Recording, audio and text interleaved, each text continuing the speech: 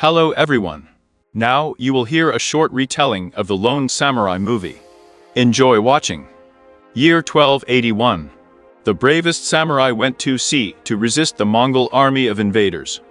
However, the enemy fleet was sunk by a powerful tsunami.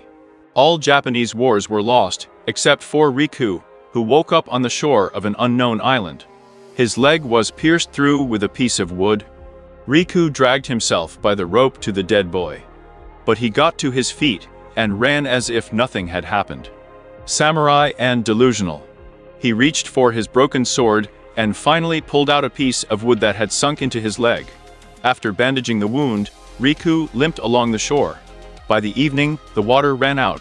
That night the loner spent in a cave. He saw the boy again and followed him into the thicket of the forest.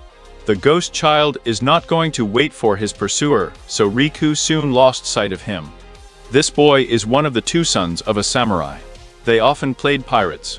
In the morning, the man continued to torment hallucinations. Now he imagined his wife. Rick was walking along the shore when he suddenly saw her body there. But this was another deception of consciousness. Samurai constantly hears the voices of relatives. He got tired and decided to just leave, making a chain. But suddenly the voices left, and in the distance, he saw a mountain that looked so much like his native Fuji. Riku realized that it was too early to give up. The man collected logs and dragged them inland. There he discovered a majestic waterfall and was filled. Having found fresh water, Riku began to get food. He sharpened a piece of the sword and began to carve something. In the morning, Riku made ink out of charcoal and water, and a brush out of a stick and a bunch of hair. Even in such conditions, the Japanese wanted to write to Hawk. So day after day passed. Riku managed to heal his wound. He tirelessly drags the logs forward somewhere. I think Rick finally returned to the living will, although sad memories from the past have not gone away. Finally, Rick climbed the mountain and did what he wanted. The ritual gate of Tori. For years, pain has kept me alive. Let love nourish me in death. A lone samurai will still make a chain. Just do it properly. The Aborigines broke the Tories, and the foreigner was tied hand and foot. They took Rika by boat to a settlement on the mainland. A healthy warrior took off his mask and spoke to the prisoner. We stopped you. And now you belong to me. There are several other prisoners sitting nearby. One of them is already without a leg. This nice guy is going to eat them all gradually. After a while, the cannibals were joined by their shaman. He feeds the captured cattle with fruit. The shaman even offered Rick to treat his wound so that he would not die prematurely. The bald prisoner's second leg was broken. They will cut it off. With the help of a samurai sword, Riku cannibal drools on a chubby boy. He still could not resist and cut off the prisoner's tongue. Without legged spiked petals and something brushed, after you drink your own blood. The same thing was forced to do and Chubby. Rico realized that he was in a real hell. A fat guy had his arm chopped off while he was out. The next one to drink from the horn was Riku. The Japanese obeyed and immediately felt his mind go blank.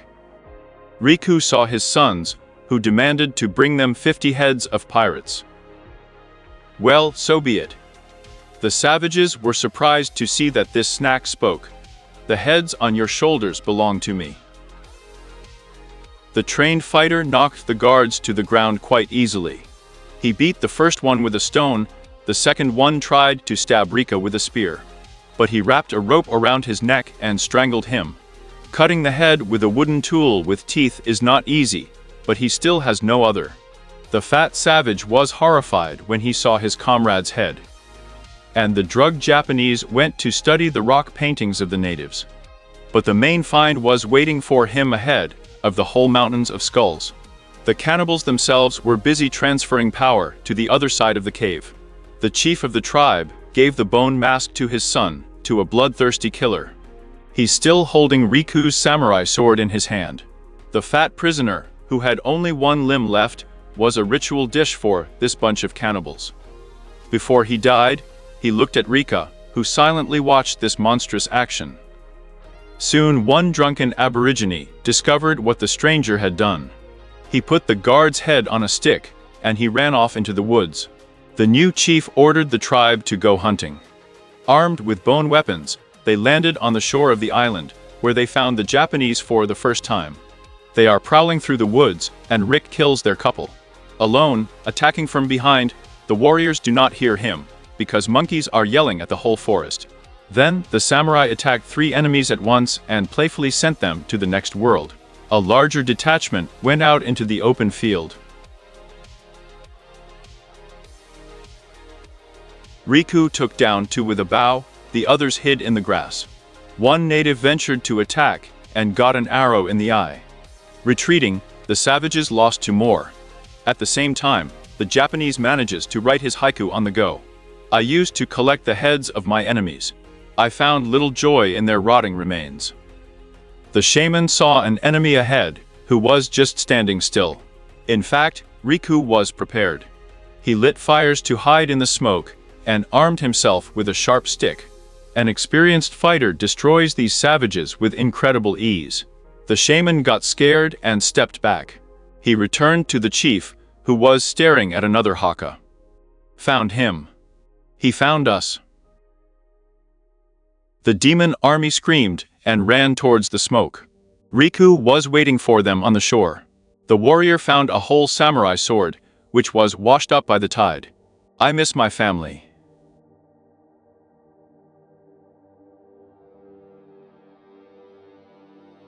The chief took off his mask and ordered his men to run forward. Moreover, he is in no hurry to go on the attack himself. A crowd of natives attacked Rika, but their sacrifices became even more meaningless when the warrior had a whole katana in his hands. An attempt to kill a foreigner with a spear from afar also failed. But he was Rick Labels. The next batch of suicide bombers ran to the slaughter. Riku kills cannibals with a smile on his face. Finally, it made sense again to live in this world for a little longer. The samurai himself ran to the remaining savages. He is gradually approaching the leader. He let the best warrior go ahead, who ran to the scream on all 4s. He dodged the katana. Another fighter clung to the blade with his teeth. The plan was so-so, but the madman was able to hit him a couple more times. The cry ran a few enemies and grabbed his hand. But the warrior was able to free himself and cut down the wife of that madman. Curly again rushed forward and began to intimidate the samurai. He then attacks, then retreats, jumping around screaming like a monkey. In the end, the samurai grabbed his leg and cut the Achilles tendon. But even so, he continued to resist. Riku inflicted several wounds on the warrior and finally cut him down. But he himself was immediately clubbed on the back. The leader stands aside and demands that the shaman join the battle. After all, he is a legendary warrior with whom no one can compare. Tired, Riku had finished with the whole crowd by that time and moved towards the leader. I knew you were special. So you're next. The shaman put his necklace of vertebrae on the sand and picked up a fighting stick. A small but nimble fighter really turned out to be a difficult opponent. The others were no match for him. The shaman wields a pole, trying to keep the foreigner at a distance. But in the jump, Riku cut the gun. The shaman had to grab the sword with his hand, but this only delayed the inevitable. The samurai cut his stomach in a few blows, and then cut his throat. But now there were no more backs behind which the tribal leader could hide.